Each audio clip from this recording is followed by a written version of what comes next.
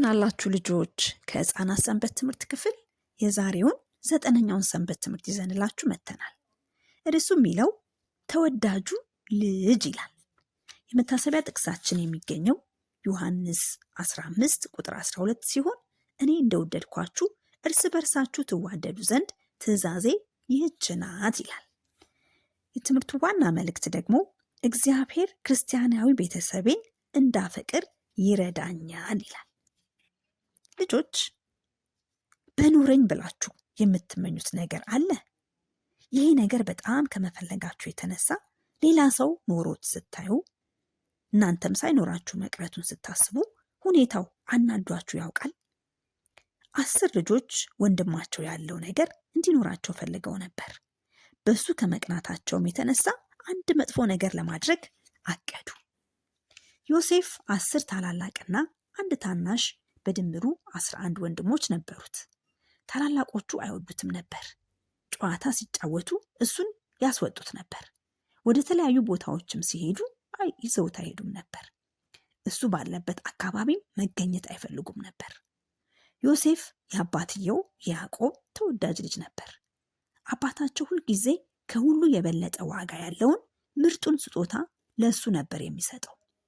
አባትየው ያዕቆብ ለዮሴፍ የተለያዩ ቀለሞች ያሉት ኮት ሲሰፋለት ወንድሞቹ በሙሉ ቀኑ። ዮሴፍ እነሱ ከሚያገኟቸው የበለጡ ጥሩ ነገሮችን ማግኘቱ ይገባዋል ብለው አላሰቡም። የዮሴፍ ወንድሞች እሱ የሚኮራ ስለመሰላቸው የበለጠ ተናደዱበት። አንድ ጊዜ እግዚአብሔር ዮሴፍን አንድ ህልም እንዲያይ አድርጎት ነበር። በዚህ ህልምም እሱና ወንድሞቹ እህል እያጨዱ አንድ ላይ ነዶ በማድረግ ሲያስሩና የወንድሞቹ ነዶዎች በሙሉ በሱ ነዶ ፊት በድንገት ሲሰግዱ አየ። በሌላ ጊዜ ደግሞ ፀሐይ፣ ጨረቃና 11 ከዋክብት ለሱ ሲሰግዱለት ያየበት ህልምም አለመ። አባቱ ህልምህ አንተ በእኔና በእናት ላይ እንኳ ሳይቀር ገዢ የምትሆንበት ጊዜ ይመጣል ማለት ነው ብሎ ጠየቀው። የያዕቆብ ትልልቆቹ ልጆች ለአባታቸው በጎች ጥሩ የሚበላ ሳር ያለበት ሜዳ ለማግኘት በጎቹ ከቤተ ሩቅ ወደ ሆነ ቦታ ይዘዋቸው ሄዱ። የሚያናድዳቸው ትንሽ ወንድም በሌለበት ለብቻቸው መሆናቸውን ይወዱት ነበር። አንድ ቀን ግን ያዕቆብ ዮሴፍን ያሉበትን ቦታ ፈልጎ ደህና መሆናቸውን እንዲያጣራ ጠየቀው። ዮሴፍ አዲሱን ብሩህ ኮቱን ለብሶ ወንድሞቹን ለመፈለግ ሄደ። እነሱም ወደ እነሱ ሲመጣ አዩት። ባለ ህልሙ መጣ አሉ። እንግደለው። ከበጎቻቸው ጋር ነበሩ የነበሩት። ከበጎቹም በቀር ማንም ሰው ያደረጉትን እንደማያውቅ ተሰማቸው። ሮቤል የተባለው ከሁሉ ታላቅ የነበረው ወንድም በሐሳባቸው አልተስማማም። አትግደሉት በማለት ተቃውሞ አቀረበ። ደረቅ የውሃ ጉድጓድ ውስጥ እንጣለው የሚል አማራጭም አቀረበላቸው። ሮቤል ዮሴፍ ከዚያ መውጣት እንደማይችል አውቆ ነበር። ወንድሞቹ በጉድጓድ ውስጥ እንዳለ ጥለውት በመሄድ ሊያስፈራሩት እንደሚፈልጉ ገመተ። ዮሴፍን መግደል አልፈለገም። ቆየት ብሎ ዮሴፍ ከውሃ ጉድጓድ ሲያወጣው እና በድብቅም ወደ ቤተሰቡ ሊወስደው አስቦ ነበር። ከዚያም ወደ አባቱ ሊመልሰው አሰበ። ዮሴፍ በዚያ ቦታ በደረሰ ጊዜ እንዴት ያለ ድንጋጤ ጠበቀው መሰላችሁ? ወንድሞቹ ሰላምታ እንኳን አልሰጡትም። ሰውነቱን በእጃቸው ያዝ አድርገው በመጨበጥ የውሃ ጉድጓድ ውስጥ ጨመሩት። ከዚያም ሮቤል ለጊዜው ያንን ቦታ ጥሎት ሄደ። ሮቤል ከመመለሱ በፊት ዋዝ ይዘው የሚጓዙ ነጋዴዎች በዚያ በኩል ሲያልፉ ሌሎች 9 ወንድሞቹ ዮሴፍ ለነሱ ሸጡላቸው። ዮሴፍን የተሸጠውም የነጋዴዎቹ ባሪያ ለመሆን ነበር። ሮቤል በተመለሰ ጊዜ ወንድሞቹ በዮሴፍ ላይ ባደረጉት ነገር በጣም ደነገጠ። ለአባታችን ምን እንለዋለን ብሎ ጮኸ። ዮሴፍ ሞተ ብለን እንነግረዋለን ብለው ወንድሞቹ መለሱለት። ከዚያም አንድ ፍየል ገደሉ። እናም ዮሴፍን የሚያምር ኮት በደሙ ውስጥ ነከሩት። ዮሴፍ በዱር አውሬ እንደተገደለ ለአባታቸው ሊነግሩት ወሰኑ። ዮሴፍ ወደ ግብፅ በመውሰዱ ላይ ነበረ። ከአባቱ ከወንድሞቹና ከሚያምረው ኮቱ ርቆ እንደሚለይ አሰበ። ምን እሆናለሁ የሚለውንም ጉዳይ አሰበው። ኢየሱስ ወንድሞቻችንን እና እህቶቻችንን እንድናፈቅር ይነግረናል። ይህን የሚልበትም ምክንያት አለው። አንዳችን ሌሎቻችንን በማንወድበት ጊዜ ቤተሰቦቻችን ይበተናሉ። እግዚአብሔር የእሱ ቤተሰብ የሆኑት ሰዎች ቤተክርስቲያን በሙሉ እንድትበተን አይፈልግም። እሱ የቤታችሁንና የቤተክርስቲያናችሁን ቤተሰብ እንድትወዱ ይረዳችኋል። የምታፈቅሩና ሰዎችን ሁሉ የምትወዱ መሆን እንድትችሉ እንዲረዳችሁ ዛሬ ለምኑት። ልጆች ይህን እንድታደርጉ ጌታ ይርዳችሁ። እግዚአብሔር ይባርካችሁ።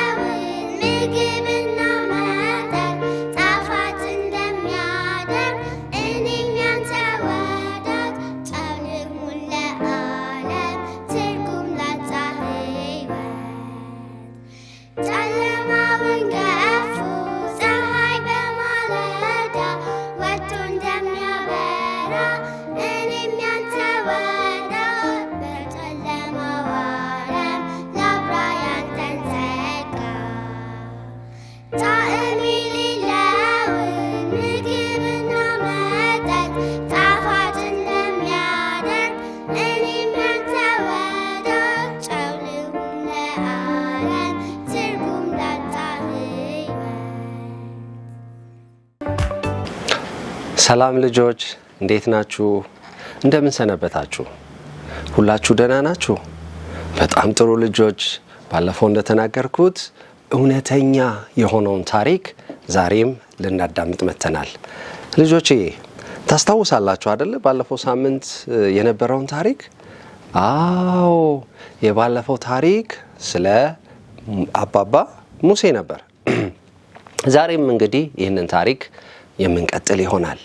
ግን ከመቀጠላችን መጀመሪያ ግን እዚህ አብረውኝ ያሉ ልክ እንደናንተ ልጆች የሆኑ ልጆች አሉ። እነሱን አስተዋውቀን ከዛ በኋላ ወደ ታሪካችን እንገባለን ማለት ነው። እስቲ ለማስተዋወቅ መጀመሪያ በቀኝ በኩል ካሉት ጀምርና ከዛ ወደ ግራ ወዳሉት ሄዳለሁ። እሺ ማን ልበል ስምሽን? ከየት ነው የመጣሽው? የት ቤተ ክርስቲያን ነሽ? ስንተኛ ክፍል ነሽ? እስቲ ስለ ራስሽ ንገሪን። ስሜ ኬና ባቢሶ ይባላል። ኬና ባቢሶ። እሺ ከኩየራ ነው የመጣሁት። ከኩየራ። በጣም ጥሩ። ስንተኛ ክፍል ነሽ? አንደኛ ክፍል።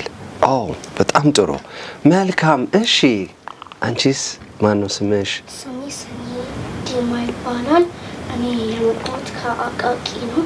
ከአቃቂ ነው የመጣሽው? በጣም ጥሩ። እድሜ 8 ነው። 8 ነው። ኦኬ። ስንተኛ ክፍል ነሽ? ከአንድ ወደ 2 ተሻግረሻል። ጎበዝ ልጅ፣ በጣም ጎበዝ። እሺ ያንቺንስ እንተዋወቅ። ስሜ ኬሮሊያንስ ይባላል። እሺ የመጣሁት ከካራ ቤተ ክርስቲያን። በጣም ጥሩ። ከተለያየ ቤተ ክርስቲያን ነው ዛሬ እዚህ ጋር የተሰባሰብ ነው። በጣም ደስ ይላል። ልጆች እናንተ ደግሞ የተለያየ ቤተ ክርስቲያን እየሄዳችሁ ነው አይደል የምታመልኩት? በጣም ጥሩ። እግዚአብሔርን ቤትም ቦታ ሆነን ስናመልከው እግዚአብሔር በጣም ደስ ይለዋል። እንግዲህ የእግዚአብሔር አምላክ መንፈስ ከኛ ጋር እንዲሆን በምንነጋገረው ሁሉ እሱ እንዲባርከን እናንተም እዚህም ያላችሁት ሁላችንም አንድ ላይ አንገቶቻችንን ዝቅ አድርገን እንጸልያለን። እንጸልይ። እጅግ አድርገህ የምትወደን ሰማይንና ምድርን በቃልህ የዘረጋ እግዚአብሔር አባታችን ሆይ ዛሬ በዚህ ቦታ እንድንገኝ ፈቃድህ ስለሆነ እጅግ አድርገን እናመሰግናለን። አባታችን ሆይ እውነተኛ የሆነውን ታሪክ ስንሰማ እንድንኖርበት፣ እንድንታነጽበት እግዚአብሔር ሆይ ያንተን ፍቅር እንድንረዳበት እንድትረዳን እንለምንሃለን። እግዚአብሔር ሆይ የሰማነውን ታሪክ ደግሞ ላልሰሙ ሰዎች እንድናዳርስ አንተ ኃይል ብርታትን ሁነን። ስትሰባሰቡ በማዕከላችሁ እገኛለሁ ብለሃልና በማዕከላችን ተገኝ። ጸሎታችን ስለሰማህ እናመሰግናለን። በልጅህ በኢየሱስ ስም አሜን። እግዚአብሔር ይባርክሽ። ተባረኪ። እንግዲህ ልጆች ዛሬ ከእውነተኛ ታሪክ ምንጭ ከሆነው ከመጽሐፍ ቅዱሳችን የምናየው ታሪክ ይሆናል። ታሪካችን የሚነሳው ከዘጸአት ምዕራፍ 7 ጀምሮ ያለውን ነው። እንግዲህ ባለፈው ስለ ሙሴ ጥቂት አውርተናል። ምን አለ ሙሴ ከብዙ ጉዞዎች በኋላ ከ40 ዓመት የምድረ በዳ ጉዞ በኋላ ወዴት ተመለሰ? ወደ ግብጽ ምድር ተመለሰ። የተመለሰበት ምክንያት ምንድን ነበረ? በግብጽ ያሉ እስራኤላውያኖች በጭቆና በግፍ በመከራ ውስጥ እየተሰቃዩ ይገኛሉና የነዛን ህዝቦች ጩኸት እግዚአብሔር ምን አለ? ሰማ። ህዝቤ ምን አለ? ጮኸ፣ አለቀሰ። ስለዚህ ህዝቤን ከባርነት ከጭቆና ከግርፊያ ከመከራ ከችግር ላወጣው ፈልጋለሁ አለ እግዚአብሔር። ስለዚህ ሙሴን አባባ ሙሴን ምን አለው? አባባ ሙሴ ሂድ፣ ወደ ግብፃውያን ወገኖች ሂድ፣ ከዛም እነሱን አርነት እንድታወጣ አግዛለሁ፣ እመርሃለሁ አለው። ሙሴ በጣም ተጨነቀ፣ ፈራ። የሚገርማችሁ ሙሴ መጀመሪያ ላይ በንግስና ውስጥ ያደገ ልዑል የነበረ ንጉሱ ሲሞት ተከትሎ ንጉስ ይሆን የነበረ ሰው ነበረ። ግን በምድረ በዳ 40 ዓመት ሲቆይ ግን ያ ሁሉ ኩራቱ ያ ሁሉ ግርማ ሞገሱ ጠፍቶ ዝቅ አለ። እግዚአብሔርን የሚያከብር እግዚአብሔርን የሚወድ እግዚአብሔርን የሚታዘዝ አገልጋይ ሆነ። ከዛ እግዚአብሔር ሂድ እልካለሁ ሲለው እኔ ምን አፍ አለኝ? ምን አቅም አለኝ?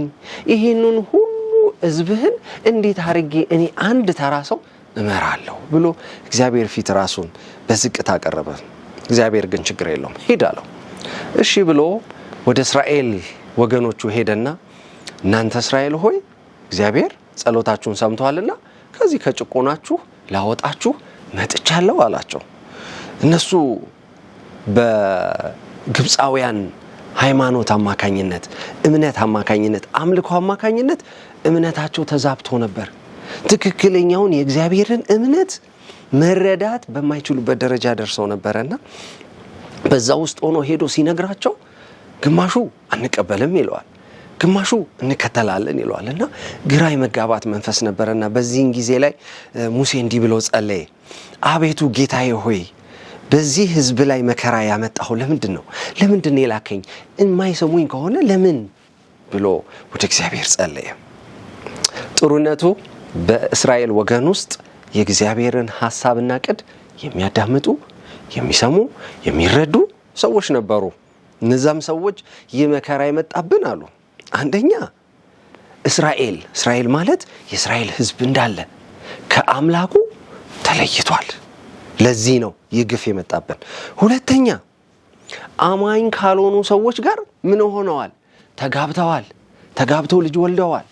ስለዚህ የእግዚአብሔርን የሆነውን አምልኮ ምን አድርገዋል? ትተዋል። ሶስተኛ የራሳቸውን እውነተኛውን የሆነውን አምላክ ትተው እዛ በግብጽ ምድር ለተቀመጠ የጣዖት አምልኮ ራሳቸውን አሳልፈው ሰጥተዋል። በዚህ ምክንያት ይህ ግፍ ደረሰብን ብለው ያስቡ ነበርና ይህ እንዳይሆን ከዚህም ደግሞ ለመውጣት ምን ይላሉ? ወደ እግዚአብሔር ይጸልያሉ። እንዲሁም ደግሞ የሙሴን መምጣት እጃቸውን ከፍተው ተቀብለዋል። እግዚአብሔር ይመስገን ይህንን ያደረገ እግዚአብሔር። በዚህ ሁሉ ውስጥ ግን ጠላት ትልቅ ትግል ያደርግ ነበር። ሙሴ ምን ያደረገ? ለህዝቡ ያለውን ነገር ካስረዳቸው በኋላ ወደ ፈርዖን ገባ። ፈርዖን ጋር ገብቶ ህዝቤን ምን አደርጋለሁ አለ? አምልኮ እንዲያደርጉ ከዚህ ከግብጽ የ3 ቀን መንገድ ከከተማዋ ካለበት ንጉሱ ካለበት የ3 ቀን መንገድ ወጣ ብለን ወደ እግዚአብሔር አምላካችን መስዋዕት እናቀርባለን፣ አምላካችንን እናመሰግነዋለን፣ እናከብረዋለን አለ። አይ አለ ፈርዖን፣ አይ እኔ ዝም ብዬ ህዝብ ምለቅሰው አይደለሁም። ምን መሆን አለበት አለ? እኔ ላምንበት ላቀው ይገባል። ሲጀመር እግዚአብሔር ማን ነው? እኔ እግዚአብሔር የሚባል አላቀም፣ እኔ አልቀበልም፣ አልስማማም ብሏቸው ነበር። እስቲ እውነት አንተ ጋር አምላክ አለ ብለህ የምታስብ ከሆነ እስቲ የሆነ ነገር አሳየኝ፣ ምናምን ብሎ ተኮፈሰ ንጉሱ ፈርዖን። ከዛ እግዚአብሔር አምላክ ሙሴን አስተምሮት ነበር። በእጁ ምን ይዞ ነበር የሚንቀሳቀሰው? ልጆችዬ ታውቃላችሁ? አባባ ሙሴ በእጁ ምን ይይዝ ነበር? በትር ወይም ደግሞ ዱላ ይዞ ይንቀሳቀስ ነበር። ያንን ምን አደረገ? በንጉሱ ፊት ጣለው። ሲጥለው ምን ይሆን ይመስላችኋል? ሰምታችኋል ይህን ታሪክ? አልሰማችሁ? ዱላው ውድቅ ሲል እባብ፣ አይገርምም? እባብ ሆነ። ከዛ አሉ ሌሎቹ። ንጉሱ ግን እጭ አለ። እኔ አስማተኞች ብዙ ናቸው፣ ይሄንን ማድረግ የሚችሉ ብዙ ሰዎች አሉ፣ ጥሯቸው አለ። የሱን አስማተኞች፣ ጠንቋዮች፣ መተተኞች መጡ። እነሱ ምን አደረጉ? ዱላቸውን ጣሉ። እባብ ሆነ እነሱ። ግን እግዚአብሔር ኃያል ነው። የሙሴ እባብ ምን ሆነች? እያንዳንዱን እባብ የጣሉትን እባብ ዋጥ ዋጥ ዋጥ አረገቻቸው። ከዛም ሙሴ የእባቡን ጅራት ያዘ ሲያረግ ተመልሶ ምን ሆነ? ዱላ ወይም ደግሞ በትር ሆነ። ይህንን ለንጉሱ አሳይቶታል። ንጉሱ ግን በዚህ ሊቀበል አልፈለገም። ምክንያቱም ከንጉሱ ጀርባ ያለው ጠላት ዲያብሎስ ምን እንዲሆን አይፈልግም? እግዚአብሔር እንዲያሸንፍ፣ ህዝቡ እግዚአብሔርን ሄዶ እንዲያመልክ አይፈልግምና ታላቅ ተጋድሎ ያደርግ ነበር። በዚህ ታሪክ ውስጥ ነበር እንግዲህ ከባለፈው ሐሳብ ተነስቶ ሙሴ ደጋግሞ እየጸለየ ወደ ፈርዖን ይገባ ነበር። መጀመሪያ ከፈርዖን ፊት ተባሮ ሄደ፣ ጸለየ፣ ለህዝቡም ተናገረ። ፈርዖንም ትንሽ ተበሳጨ በተደረገው ነገር። ምን አደረገ? ህዝቡን ነፃነት ተሰምቶታል ማለት ነው። ሂዱና ምን አድርጓል? ስራ ብዙባቸው፣ ምግብም ቀንሱባቸው፣ እንዳትሰጧቸው ብሎ ሹማምንቱን አዘዘ። በዚህ ምክንያት የእስራኤላን ወገኖች የሚሰሩት ትልልቅ ሸክም እየተሸከሙ ብዙ ስራዎችን እየሰሩ በጣም ደከሙ። ይህንንም አዩና እንዲያደረጉብን ሹማምንቶቹ ናቸው። ንጉሱ ይህን አያደርግም ብሎ ንጉሱ ፊት ሄደው ንጉሱ ሆይ ለምንድነው ይህን ሁሉ ሸክም ያበዛህብን? ለምንድነው ይህን ሁሉ መከራ ያበዛህብን? ብለው ጠየቁት። ንጉሱም እናንተ ቦዘኔዎች፣ እናንተ ስራ ፈቶች ስራ አነሰብን ብላችሁ አይደለ ሄደን እናምልክ ምናምን እያላችሁ ያላችሁት? ሂዱ ከፊት ያውን ሂዱ ስራችሁን ስሩ፣ ስራ አትፍቱ ብሎ እነዛን ሰዎችም አባረራቸው። ይህም ሲሆን ሙሴ ላይ መተው ጮሁበት፣ አዘነ፣ ወደ እግዚአብሔርም ጮኸ። ሙሴን እግዚአብሔር አይዞ ልጄ ገና ብዙ ማሳየህ ነገር አለ።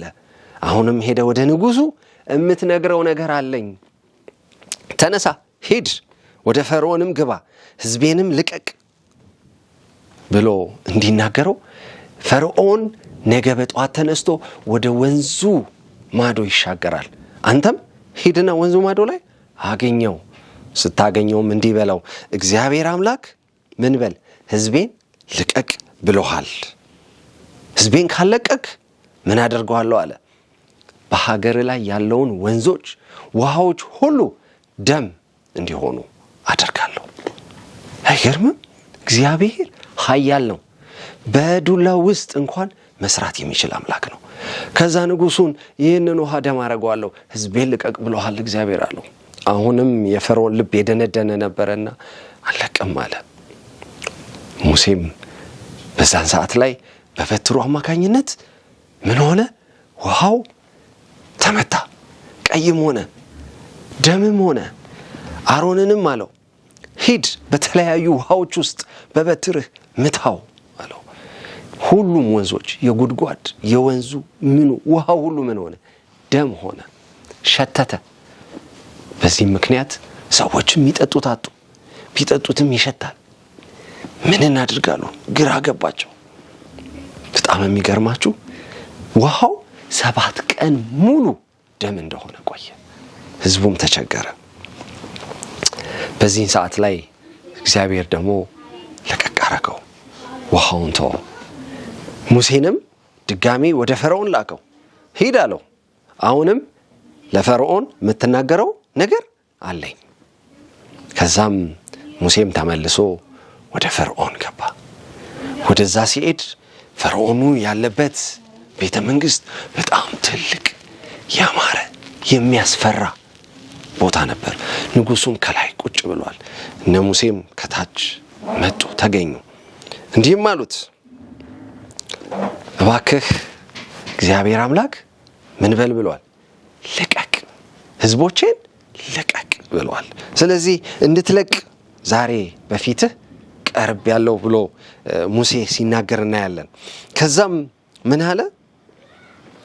አሁንም የንጉሱ ልብ ደነደነ። ፈርዖን በጭራሽ አለቅም፣ እግዚአብሔር ማን ነው? እኔ እግዚአብሔር አላቅም፣ ሂዱልኝ፣ ጥፉልኝ አለ። ከዛም ምን አደረገ? አሁንም እግዚአብሔር ያዘዘው ነገር ነበረ ሙሴን። አሁንም በዛ በትርህ አሮንን በለው አለው። ምን አድርግ?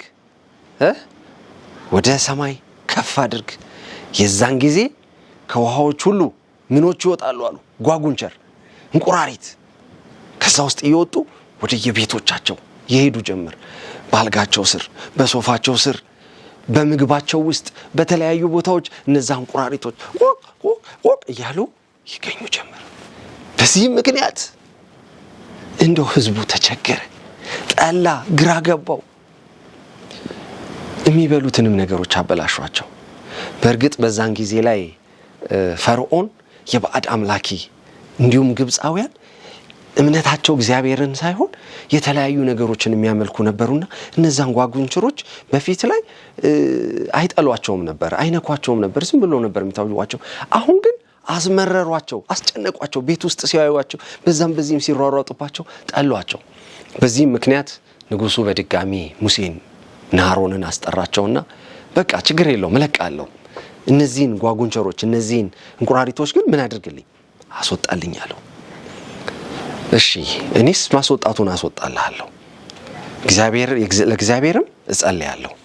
ይህ ይሆን ዘንድ ግን ቀን ቁረጥልኝ፣ ቀን ንገረኝ፣ መቼ እንድጸልይ፣ መቼ እነዚህ እንቁራሪቶች ከቤት እንዲወጡ እንድነግርልህ ትፈልጋለህ አለው። ንጉሱም ለነገ ይሁንልኝ አለው። እሺ ብሎ ሙሴም ከእግዚአብሔር ከፈርዖን ፊት ወጣ፣ በእግዚአብሔርም ፊት ቀረበ፣ ያለውን ጸለየ፣ ከንጉሱ ጋር የተነጋገረውን። ከዛ በኋላም እነዛ ጓጉንቸሮች እነዛ እንቁራሪቶች ከቤቶቻቸው እየወጡ ወዴት ሄዱ?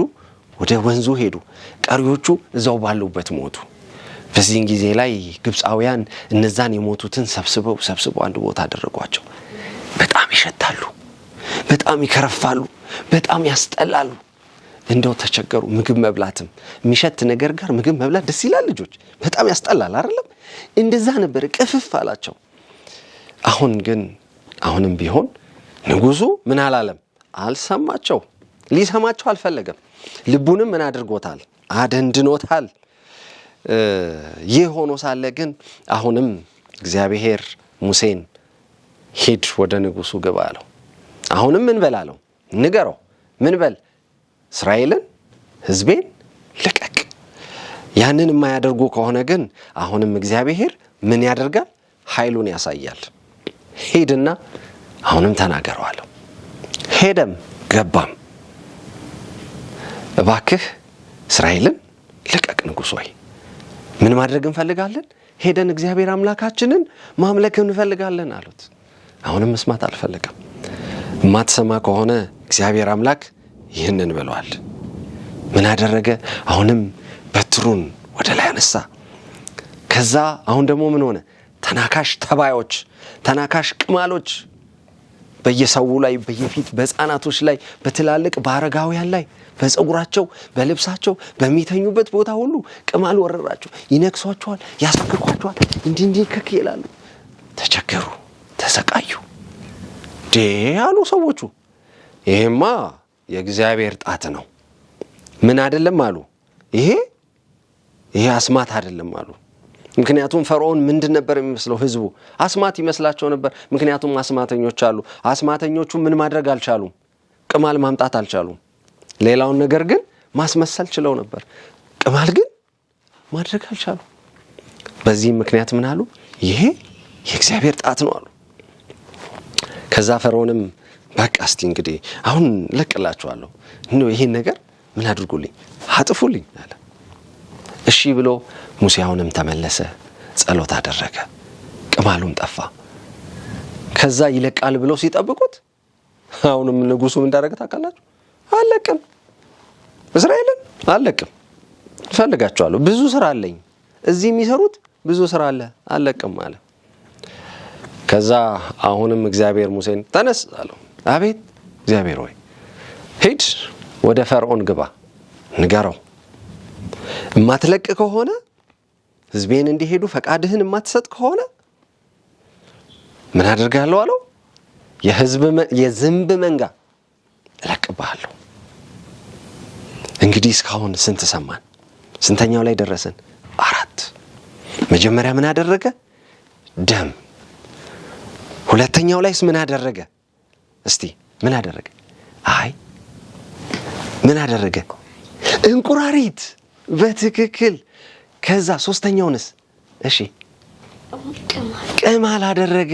በጣም ጥሩ። አሁን 4ኛውን ደግሞ ዝንብ። ዝንቦቹ ተናካሽ ናቸው። ዝም ብሎ እነዚህ የምታውቋቸው ዝንቦች አይደሉ። ተናካሽ ናቸው። ሲናከሱ ያሳምማሉ፣ ያደማሉ። እና እነዚህን ዝንቦች ላከባቸው። በዚህን ጊዜ ግን አንድ ነገር አስተውሉ። እነዚህ ዝንቦች የግብፅ ምድርን የወረሩት፣ እስራኤላውያን ያሉበትን ምድር ግን ምን አላደረጉም? አልሄዱም። እስራኤላውያንን አለቋቸው። ግብፃውያንን ግን ምን አደረጓቸው? ሄዱ፣ ነከሷቸው። በዚህን ጊዜ ላይ ምን አደረገ ፈርዖን? እባክህ ኑ አለ። እነ ሙሴን ጠራቸው። ሂዱ፣ መስዋዕታችሁንም አቅርቡ። እነዚህን ዝንቦች ግን ምን አድርጉልን? ጸልዩና አጥፉልን፣ አንፈልጋቸውም አሏቸው። እሺ፣ አሁንም ሙሴ መታዘዝ ልማዱ ነውና ታዘዘ። እሺ ብሎም ወጣ፣ ወደ እግዚአብሔርም ጸለየ። ምን አደረገ? እነዚህን ዝንቦች አጠፋቸው። በጣም ይገርማቸዋል። ፈርዖን መደበኛ ባህሪው ምንድን ነው? ምን ያደርጋል? ይዋሻል፣ እንደገና ይክዳል። ካዳውንም መጀመሪያ እንዲሄዱ ፈቅዶ ነበር አይደል? ልክ እንትኑ ሲጠፋለት፣ ይሄ የሚናከሱ ዝንቦች ጓጉንቸሮቹ ምናምን ሲጠፉለት ግን ሐሳቡን እየቀየረ አለቅም ይላቸው ነበር። አለቅም፣ ለምንድን ነው የምለቀው? እኔ እፈልጋቸዋለሁ፣ ብዙ ስራ አሰራቸዋለሁ፣ አለቅም ይላቸው ነበር። እሺ አለ ሙሴ፣ ጸለየ። እግዚአብሔር ወይ ምን ይሻላል አለ። እግዚአብሔርም ሄድ አለው። እስካሁን ከነበረው በላይ የከፋውን ፈርዖን ያየዋል። ሂድ ንገረው፣ ልቀቅ በለዋል። በሄዳውንም ፈርዖን ልቡ ደንድኖ ለምንድን ነው የምለቀው? አለቅም ሲለው፣ ማትለቅ ከሆነ አለው በግብፅ ውስጥ ያሉት ከብቶች ሁሉ፣ ላም፣ በሬ፣ በግ፣ ፍየል፣ አህያ፣ ፈረስ፣ ምንም በሉት ከብቶች ሁሉ ምን ይሆናሉ አለው? ይጠፋሉ፣ ይሞታሉ። ህዝቤን ለቀቃሉ። እሱም ሊለቅ አልፈለገም። አሁንም መታዘዝ አልፈለገም። እነዚህ እንስሳቶች ሁሉ አለቁ። አሁንም ደስ የሚለው ነገር በእስራኤል የነበሩት ከብቶች ግን አንዳቸው አልሞቱም። ምክንያቱም እግዚአብሔር የተለየ ጥበቃና ጥንቃቄ ያደርግላቸው ነበር።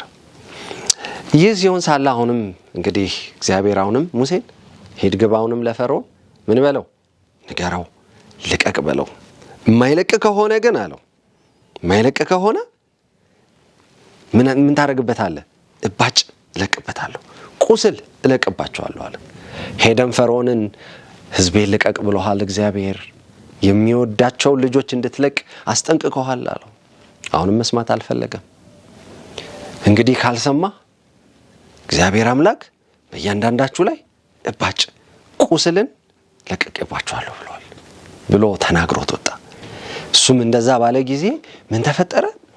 ሰዎች ሁሉ ቆሰሉ። እዚጋ ቁስል ይወጣል፣ እዚጋ ቁስል ይወጣል፣ እዚጋ ቁስል ይወጣል፣ እዚጋ ቁስል፣ እዚጋ መቀመጥ አልቻሉ፣ መተኛት አልቻሉ፣ መራመድ አልቻሉ፣ እግራቸው ይቆስላል። ቁስል በቁስል ሆኑ። ህዝቡ ሁሉ ማከክ፣ መቁሰል። ይህ ሲሆን ሳለ በጣም አዘኑ። እስራኤላውያኖች ነፃ ልንወጣ ነው ብሎ ተደሰቱ። ምክንያቱም ግብፅን ምን እያደረገ ነው? እግዚአብሔር እያጠቃቸው ነው። ልቀቁ እያለ ፈርዖንን እየጠየቀላቸው ነው። በዚህም ምክንያት እስራኤላውያን ምን መሆን ጀምሯል? መነቃቃት ጀምሯል። መጀመሪያ ላይ ምን ብያቸዋለሁ? ወደኋላ ይሉ ነበር አይደለ? ይፈሩ ነበር። ሙሴን አላመኑትም ነበር። አሁን ግን የሚያዩት ነገር የእግዚአብሔር ስራ እንደሆነ እየተረዱ ሲመጡ እዛ ላይ ያለው ችግርና እነሱ ጋር ያለው መልካም ነገርን ሲያዩ እግዚአብሔር ለነሱ መልካም ነገር እያደረገ እንዳለ መረዳት ስለቻሉ በእግዚአብሔር መተማመን ጀምረው ነበር። ከዛም ይህ እከክ ይህ መከራ ሲያስቸግራቸው አሁንም ፈርዖን ሙሴን ጠራ። እባክህ ይህንን ከኛ ላይ ምን አድርግልን አርቅልን አሉት። የሚገርማችሁ የሱ አስማተኞች ምን ያደርጉ ነበር? እሱ እባብ ሲያረግ እንጨት እነሱም እባብ ያረጉ ነበር። እንቁራሪት ሲጠራ እነሱም እንቁራሪት ይጠሩ ነበር። ይህንን ግን እነሱም ራሳቸው በቁስል ስለቆሰሉ ምን ማድረግ አልቻሉም። እንደዚህ አይነት አስማት መስራት አልቻሉ ነበር። ከዛም ይህንን ቁስል እባክህ ጸልይና ምን አድርግልን ከኛ ላይ ይራቅልን ብለው ፈርዖን ለሙሴ ጠየቀው። ሙሴም ጸሎት አደረገ። እግዚአብሔርም ይህንን እባጭ ከነሱ ላይ አነሳ። ከዛ ፈርዖን እለቃለሁ ብለው የነበረውን እንሄዳለን ብለው በተስፋ ሳሉ አሁንም ፈርዖን ምን አለ? አለቅም በጭራሽ አለ። ልቡ የደነደነ ነው። የእግዚአብሔርን አምላክ ኃይል ገና በትክክል አልተረዳም። ምን ብሎ ነበር የሚያስበው? አይ በተፈጥሮ ምክንያት ቁራሪቶቹም ህመሙም እንደው በድንገት የመጣ እንጂ የእግዚአብሔር ስራ አይደለም ብለው ነበር የሚያስቡት። ይህ ሲሆን ሳለ ግን አሁንም እግዚአብሔር ሙሴን ሂድና ምን በላለው? ፈርዖንን ተናገረው፣ እማትለቅ ከሆነ ምን አደርግሃለሁ? ቁጣ ይመጣብሃል አለው። እዚህ ጋር አንድ እንድናነብ ከመጽሐፍ ቅዱሳችን የምናነበውን ጥቅስ አጭር የሆነችውን ላነብላችሁ እፈልጋለሁ። የቱ ጋር መሰለ የሚገኘው? በዚሁ በዘጸአት ምዕራፍ 9 ከቁጥር 13 ጀምሮ ነው ያለው። እግዚአብሔር ምን እንዳለ በደንብ እንድታዳምጡ እፈልጋለሁ። ምን ይላል? ሙሴን እንዲህ አለው፣ ማልደህ በጠዋት ተነሳ፣ ከፈርዖንም ፊት ቀርበህ እንዲህ በለው፣ የዕብራውያን አምላክ እግዚአብሔር የሚለው ይህ ነው፣ ያመልኩኝ ዘንድ ሕዝቤን ልቀቅ፣ አለበለዚያ በአንተ በሹማምንቶችህና በሕዝቦችህ ላይ መቅሰፍቴን መዓቴን ሁሉ አወርድብሃለሁ። ይህን በምድር ሁሉ እንደኔ ያለ ማንም እንደሌለ ታውቅ ዘንድ ነው። ማን ነው የሚለው? እግዚአብሔር። ለማን? ለፈርዖን እያለው ነው። አሁንም እጄን ዘርግቼ አንተንና ሕዝብህን ከገጽ ምድር ሊያጠፋችሁ በሚችል መቅሰፍት በመታኋችሁ ነበር። እግዚአብሔር ይችላል አይደለም? ይሁን ቢል ይሆናል አይደለም? በዘፍጥረት ላይ ምን አለ እግዚአብሔር? ሰማይና ምድርን ፈጠረ። ብርሃን ይሁን ሲል ምን ሆነ? ብርሃን ሆነ አይደለም? ይሁን ሲል ማድረግ የሚችል አምላክ ነው። እዚህ ጋር ባደርግ እችል ነበረ አለው። ነገር ግን ኃይሌን እንዳሳየህና ስሜንም በምድር ዙሪያ ሁሉ እንዲታወቅ ለዚህ አስነስቻለሁ። እስካሁንም በሕዝቤ ላይ እንደ ተነሳህ ነው። ይሄዱም ዘንድ አልለቀካቸውም። ስለዚህ ነገ በዚህ ጊዜ ከተመሰረተችበት ጊዜ ጀምሮ እስካሁን ድረስ በግብፅ ምድር ላይ ወርዶ የማያውቅ አስከፊ በረዶ ማዕበል እልካለሁ። የበረዶ ማዕበል። በረዶ ልጆችዬ፣ አሁን ክረምት ነው አይደለም? ዝናብ አለ አይደለም? እስካሁን በረዶ አይታችኋል? እኔ አንዴ አይቻለሁ። አይታችኋል አይደል? በረዶ ዘንቦ በረዶ ሲዘንብ ነው መስታወቱን ይደበድባል። ቆርቆሮን ኳኳኳ ሲያረግ ይሰማል። የበረዶ መቅሰፍት አመጣለሁ አለ። እቺ እናንተ የምታቋት ኳኳ የምትል በረዶ አይደለችም። ኃይለኛ በረዶ ናቸው። ውጪ ላይ የተገኘን ሰው፣ ውጪ ላይ የተገኘን ከብት ምን ማድረግ ይችላል? መጥቶ መግደል የሚችል የበረዶ መቅሰፍት አመጣለሁ አለ። እንዲህ አለ የዛኔ። ተው ሙሴ፣ አሁን ገና ተሸወድካለሁ። እኛ በግብፅ ምድር በረዶ የሚባል አይተናናቅም።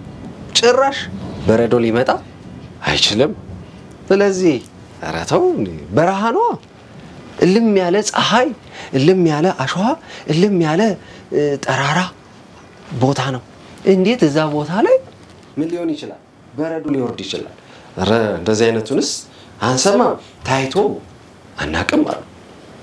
ግን በጣም በሚገርማችሁ እግዚአብሔር ካለ አለ ነው አይደል? ያደርገዋል። ታይቶ የማይታወቅ ኃይለኛ ነፋስ፣ ታይቶ የማይታወቅ ኃይለኛ ነጎድጓድ ጎጎጎጎጎጎጎ እያለ ኃይለኛ መብረቅ እያለ መብረቅ ሲወርድ አይታችኋል? ዛፍ ካገኘ ዛፍን ያቀጣጥላል። የሆነ ነገር ካገኘ ያቃጥላል። ኃይለኛ መብረቅ መውረድ ጀመረ። በረዶም ይወርድበት ጀመረ። በጣም ይገርማቸዋል። እነሱ በጣም ተኮራርተው ስለነበረ በድንገት ስለሆነ ይሄ ኃይለኛ በረዶ የመጣው በድንገት ስለሆነ ውጭ የነበሩት ከብቶች፣ ውጭ የነበሩት ሰዎች ሁሉ በዚህ በረዶ ተመተው አብዛኛዎቹ ሞቱ። ይህንን ግን የእግዚአብሔር ሰዎች ሰምተው ስለነበረ ከብቶቻቸውንም በግብፅ አካባቢ ያሉት ሁሉ ምን አደረጉ? ከብቶቻቸውን ወደ በረት ውስጥ ወደ መደበቂያ ውስጥ አስገብተው ከልለዋቸው ነበረ።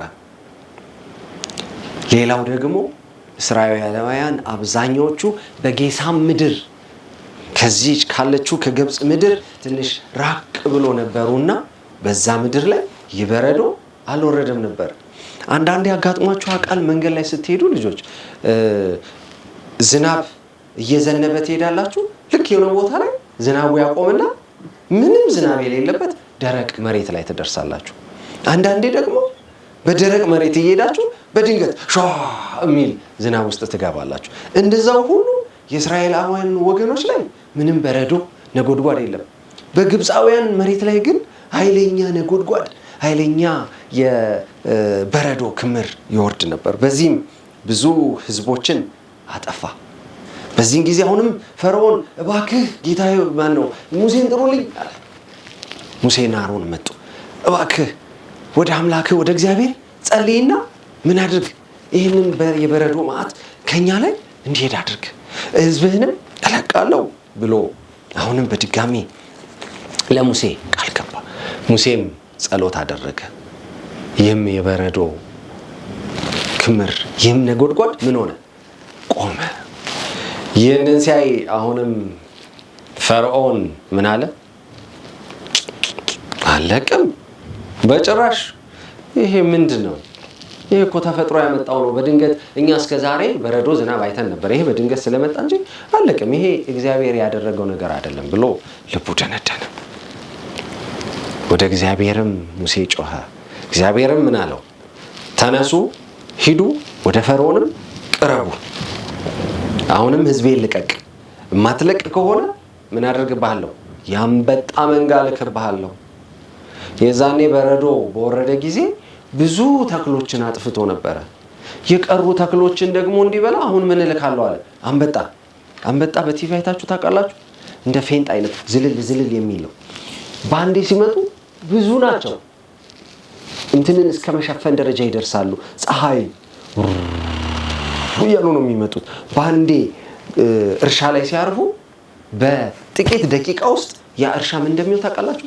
ባዶ እንጨት ብቻ ሊቀር ይችላል። እላዩ ላይ ያለውን ልጡን ሁሉ ቅጠሉን ሁሉ ምኑን ይሄ ቅርንጫፉን ሁሉ አኛኛኛኛኛኛም አድርገው እንዳለ በልተው ይጨርሱታል። እነዚህን አንበጣዎች ምን አድርግብሃለሁ አለው? እልክብሃለሁ፣ እባክህ ብትለቅ ይሻላል አለው።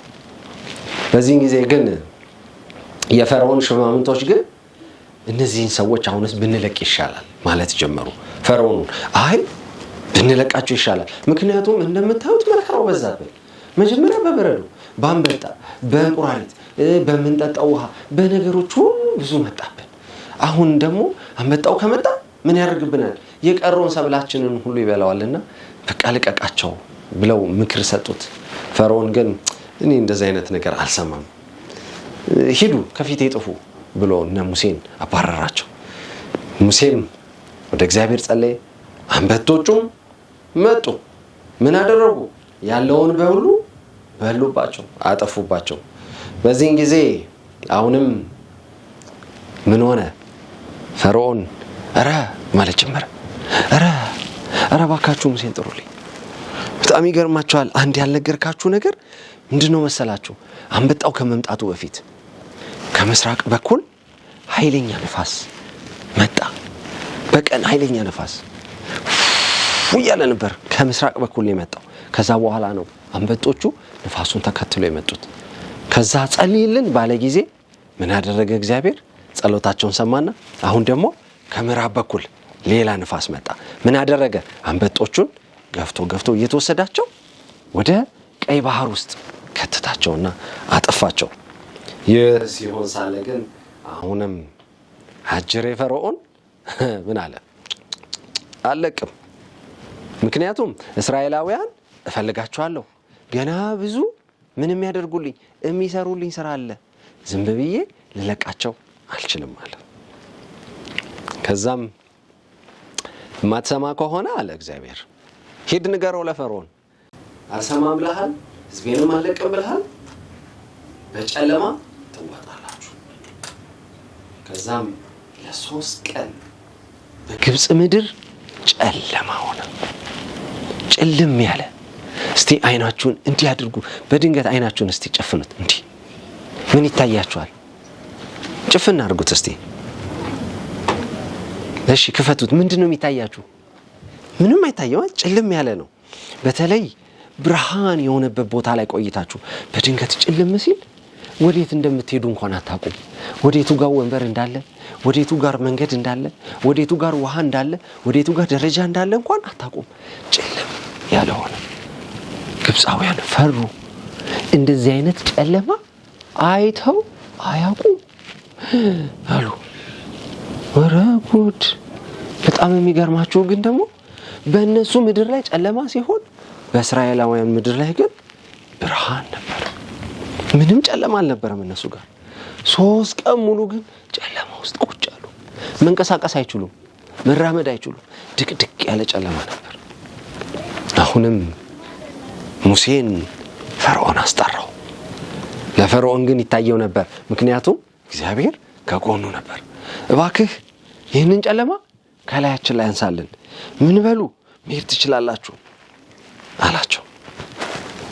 ይህንን ሲፈቅድላቸው ግን እስቲ ከእናንተ ጋር ማን ነው የሚሄደው ብሎ ጠየቃቸው። ወጣቶችም፣ ሴቶችም፣ ሕፃናቶችም ከብቶችም እንሄዳለን፣ ለእግዚአብሔርም አምልኮ እናቀርባለን ብለውት ነበር። አይ አለ። ይህ ጨለማ ሲመጣበት አይ ሰዎች ሂዱ፣ ከብቶችን ግን ይዛችሁ እንዳትሄዱ። አንዴ አለ ሙሴ፣ ያለ ከብትማ መስዋዕት የለም፣ ያለ ከብት አምልኮ የለም። መምረጥ የምንችለው ደግሞ ጥሩን ከመጥፎ የሆነውን መምረጥ የምንችለው ይዘናቸው ስንሄድ ነው። አለበለዚያ ነው። እንዲህ ሲሉ ንጉሱ ተቆጣ። በሉ ጥፉልኝ። ከዚህ በኋላ ምን አለ? በፊቴ እንዳላያችሁ ሂዱልኝ አለ። እሺ አለ።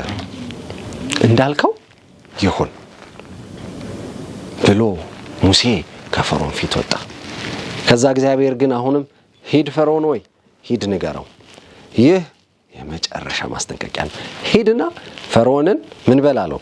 የበኩር ልጄን እስራኤልን ያመልከኝ ዘንድ ልቀቅ። የበኩር ልጄ እስራኤልን ታስታውሳላችሁ ልጆች?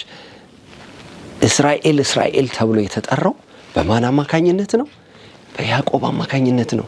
ያዕቆብ ከእግዚአብሔር ጋር ታግሎ ባርከኝ ባለው ጊዜ ምን አለው እግዚአብሔር ያዕቆብን? እስራኤል ብዬ ጠርቻለሁ። ከዚህ በኋላ ያንተ ሕዝብ ማን ተብሎ ይጠራል? እስራኤል ተብሎ ይጠራል። ስለዚህ ምን አለ? የበኩር ልጄ እስራኤልን እማትለቅ ከሆነ በግብፅ ምድር ያሉትን ሁሉ የበኩር ልጆች ምን አደርጋለሁ? አጠፋቸዋለሁ፣ እገድላቸዋለሁ አለ እግዚአብሔር። ይህንንም ሂድና ለፈርዖን ንገረው፣ ያሁኑ ሁሉ መቅሰፍት ካላሸነፈው ይህኛው የከበደ እንደሆነ ንገረው። እስካሁን ባየው እግዚአብሔር የግብፅ ህዝቦች እግዚአብሔር ባደረገው ነገር ሁሉ ፈርዖንና የፈርዖን ካህኖች ሊሸነፉ አልቻሉም። ከበታች ያሉት ሹማምንቶች ግን እረ እነዚህን ሰዎች የእግዚአብሔር እጅ ያለበት ስለሆነ ብንለቅ ይሻላል። እንዴ ይህ ሁሉ መቅሰፍት በእኛ ላይ ወረደ፣ አሁን ደግሞ ልጆቻችን ሊሞቱ ነው፣ ምን ይሻለናል? ከዛም አልሰማ ሲሉ በምሽት ይመጣል። ምን ያደርጋል? የበኩር ልጆችን ያጠፋል። ስለዚህ ምን አድርጉ አለ። እስራኤላውያንን ምን አላቸው? በግ እረዱ፣ በመቃናችሁ ላይም ቀቡ። ምን እንዳይሆን? የእናንተ የበኩር ልጅ እንዳይጠፋ። ይህ እንዳይሆን ተጠንቀቁ። አለበለዚያ ግን ምን ትሆናላችሁ? እናንተም ብትሆኑ የበኩር ልጆቻችሁ ይሞታሉ።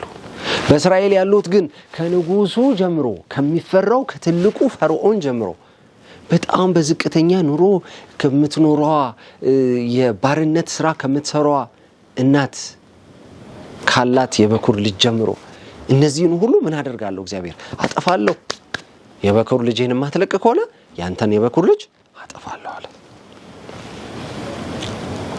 ከዛም ለእስራኤላውያን ግን በተሰጣቸው ትእዛዝ አማካኝነት ምን አደረጉ? የበግ ደም መስዋዕት አደረጉ። ያውም የበግ ደም ሲያደርጉ ዝም ብለው አይደለም። የፋሲካ በዓል የሚባል በዓል አለ። ይህ የፋሲካ በዓል የዛን ጊዜ የተጀመረ ነው። ለእስራኤላውያን ሙሴ አስጠነቀቃቸው። ካሉት በጎች ወይም ፍየሎች ጠቦቶችን ምረጡ። 1 ዓመት ያልሞላቸው ጠቦቶች ምረጡ። እነሱንም ጠቦች ምን አድርጓቸው? እረዷቸውና ምን አድርጉ? በሂሶጵ በሚባል ቅጠል ውስጥ አድርጋችሁ መቃናችሁን ቀቡ። እያንዳንዱ ትርጉም አለው። በግ ወይም ጠቦት የራሱ ትርጉም አለው። ደም የራሱ ትርጉም አለው። ሂሶጵ የራሱ ትርጉም አለው። ይህንን ወደፊት በታሪካችን ላይ እናየዋለን። ዛሬ ላይ ግን ምን ሆነ? ይህንን እስራኤላውያኖች ላይ ቀቡ። ግብፃውያኖች ግን አልቀቡም። ግን ግብፅ ውስጥ ሆነው ሊሆን ይችላል ብለው የተጠራጠሩ ሰዎች ግን ምን አደረጉ? ይህንን ትእዛዝ በመስማት በጋርደው መቃናቸው ላይ ደሙን ቀቡት። ከመሸም የሞት መልአክ ሰይፉን ይዞ ምን ያደርግ ጀመር? ቤት ለቤት ይዞር ጀመር። በእስራኤላውያኖች ቤት ሲዞር የተቀባውን የደም ምልክት ሲያይ እያለፈ ወደ ግብፃውያን ሲሄድ ግን በየቤታቸው ላይ ደም አልተቀባም። ደም ሳይቀባ ሲሄድ የሞት መልአክ ነው ያ ሰይፍ ይዞ እየተጓዘ ያለው። የበኩሩን ልጅ እየገደለ የንጉሱንም የመጀመሪያውን ልጅ ልዑሉን ንጉሱ ሲያልፍ በንግስና የሚተካውን የመጀመሪያውን ልጅ ምን አደረገ? ገደለ። የሹማምንቶቹን የመጀመሪያ ልጆች ገደለ። የካህናቶችን የመጀመሪያ ልጆች ገደለ። በዚህም ምክንያት ፈርዖን ደነገጠ። ሹማምንቶች ደነገጡ። ካህናቶች ደነገጡ። ይህም ሲሆን ሙሴን ጠሩት። ተነሱ፣ ሂዱልን፣ ልቀቁልን አሉ። በዛን ሰዓት ላይ ለእስራኤላውያኖች በሙሴ አማካኝነት የተሰጠ ትእዛዝ ነበር። በጉን ካረዳችሁ መቃኑን ከቀባችሁ በኋላ ከበጉ ላይ ስጋውን ወስዳችሁ ጠብሳችሁ ብሉ፣ ጥሬውን እንዳትበሉ ብሎ አዟቸው ነበር።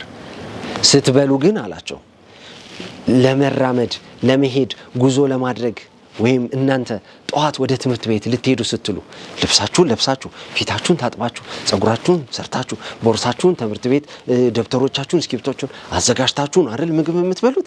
ያ ሁሉ ሲሆን እነሱንም ምግባችሁን የምትበሉት ታጥቃችሁ እንድትበሉ ብሎ ትእዛዝ ሰጥቷቸዋል። ልክ ያ ሲሆን ሳለ በየቤቱ የሞት መልአክ እየገባ ሲገልል ውጡ፣ ሂዱልን አሏቸው። አሁንም ሙሴ ለእስራኤላውያን ያዘዛቸው ነገር ነበረ። ስትወጡ ምን እንድታደርጉ? ከግብፃውያን ምን አድርጉ? ወርቅ፣ እንቁ፣ ብር ያለውን ሀብት ሁሉ ምን አድርጉ? ጠይቋቸው፣ ውሰዱባቸው አለ። እግዚአብሔርም ለነሱ ኃይልና ሞገስ ሆኗቸው ስለነበረ ግብፃውያንን ሲጠይቋቸው ይሰጧቸው ነበር። መጀመሪያ እኮ የሚገርማችሁ ነገር እስራኤላውያን ነበሩ እኮ ግብፃውያንን ሲፈሩ የነበሩት። አሁን ግን በተራው ግብፃውያን ፈሯቸው። የሚያስደነግጡ ነገሮችን ሲያዩ እነዚህ ሰዎች እውነተኛ የእግዚአብሔር አምላክ ከነሱ ጋር ስለሆነ ነው ማለት ነው ብለው ፈሩ፣ ደነገጡ። ከዛም ለቀቋቸው። ይገርማቸዋል። ከእስራኤል ምድር ሲወጡ ብዙ ከግብፅ ምድር እስራኤላውያን ሲወጡ ብዙ ሕዝብ ነበሩ። በዛች በግብፅ ምድር ለረጅም ዓመት ኖረው ነበር። በዚህ ሁሉ መከራ ውስጥ ፈርዖን አልለቅም ብሎ ተኮፍሶ የነበረው አሁን ግን ምን አለ? ሂዱ፣ ለቅቄያቸዋለሁ አለ። ይህንን ሲሰማ ሙሴ ቶሎ በሉ፣ ተነሱ፣ እንሂድ አለ። እስራኤላውያን ተነሱ። ግብፅንም ለቀው ወጡ። ይህ ሁሉ የሆነው በማን ነው? በእግዚአብሔር አማካኝነት ነው። እግዚአብሔርን የሚታዘዝ ከክፉ ይተርፋል። እግዚአብሔርን የማይታዘዝ ግን ምን ያደርግበታል? መቅሰፍቶች ይመጣበታል። በግብፃውያን ላይ 10 መቅሰፍቶች መጣባቸው። ከዛ በኋላ ነው ምን ያደረገው? ፈርዖን እነዚህን እስራኤላውያን የለቀቀው። በጣም የሚገርም ታሪክ ነው። በዚህ ውስጥ እግዚአብሔር ብዙ ነገር እኛን እንድንማር ይፈልጋል። እርግጠኛ ነኝ ከዚህ ታሪክ ብዙ እንደተማራችሁ፣ ከውስጡ ብዙ ነገር እንዳገኛችሁ ተስፋ አደርጋለሁ። እስቲ አሁን እናንተን የምጠይቅበት ጊዜ ይሆናል። ከዚህ ታሪክ ውስጥ ምን ተማራችሁ? ምን ተረዳችሁ? ልጆችዬ እናንተንም ነው ይሄ ጥያቄ በቤት ላለ ለአባት፣ ለእናት፣ ለታላላቆች ሁሉ ምን እንደተማራችሁ እንድትነግሯቸው። አሁን እዚህ ካሉት ልጆች ጋር ምን እንደተማሩ እንጠያይቃለን። እነሱ ምን እንደተማሩ ይነግሩኛል። ቅድም ጥያቄን ስጀምር በስተቀኝ በኩል ነበር የጀመርኩት። አሁን ደግሞ ጥያቄን የምጀምረው በስተግራ በኩል ይሆናል ማለት ነው። ስለዚህ ምን እንደተማራችሁ፣ ምን እንዳወቃችሁ፣ ምን እንደተረዳችሁ ልጆችዬ ትነግሩኛላችሁ ማለት ነው። ስለዚህ ከማን ነው የምጀምረው? ከአንቺ ነው የምጀምረው። እስካሁን በሰማሹ ታሪክ ውስጥ እስካሁን በተረዳሽው ውስጥ ምንድን ነው የተረዳሽው? ምንድን ነው የገባሽ? እግዚአብሔር ሁሉን ቻይ እንደሆነ። እግዚአብሔር ሁሉን ቻይ እንደሆነ። ሌላስ የገባሽ ነገር አለ ወይ? ደግሞ ታሪኩን ስትሰሚ በጣም ያስገረመሽ ነገር ምንድን ነው?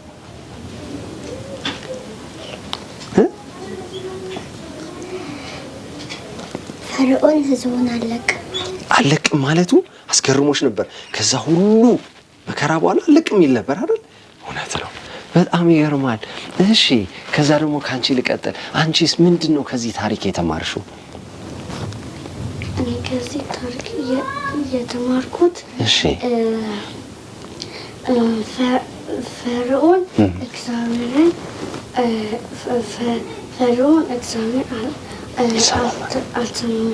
አልቀበልም አለው፣ አላውቅም አለው አይደለም?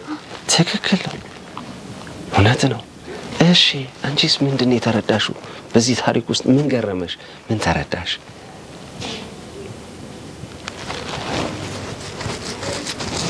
ምንድን ነው በጣም ያስገረመሽ? እንደው የእግዚአብሔር ነገር ምንድን ነው? ታዛዥነት አልተረዳሽም? እዚህ ውስጥ እግዚአብሔርን የሚታዘዙ ሰዎች ምን ያደርጋሉ? ከመቅሰፍት ይተርፋሉ አይደል? ታዛዥነት አይደለም? እግዚአብሔርን ማምለክ። ብዙ ልንጠቅሳቸው የምንችላቸው ታሪኮች በዚህ ውስጥ አዳምጠናል። እግዚአብሔር ይህንን ታሪክ የሰጠን እንድንማርበት፣ አሁን ላይ እግዚአብሔርን እንድንታዘዘው፣ ከሚመጣው መከራ ሁሉ እንድንተርፍ። ይህም ብቻ አይደለም። እስራኤልን ምን አለ እግዚአብሔር? ልጆቼ አለ አይደለም? እኛም የእሱ ልጆች ነን። ወዴት ሊወስደን ይፈልጋል? ወደ እግዚአብሔር መንግስት። ለእናንተ የተቀመጠ የእግዚአብሔር መንግስት አለ። ስለዚህ ያንን የእግዚአብሔር መንግስት እንድንወርስ ከክፉ ነገር ሁሉ ሊታደገን የሚወደን አባት አለን። ልጆችዬ በዚህ በጣም ደስ ይለናል። ይህንን ታሪክ እግዚአብሔር ስለሰጠን እግዚአብሔርን እጅግ አድርገን እናመሰግነዋለን። የዛሬውን ታሪካችንን በዚህ እናበቃለን። እግዚአብሔር ይባርካችሁ ልጆች።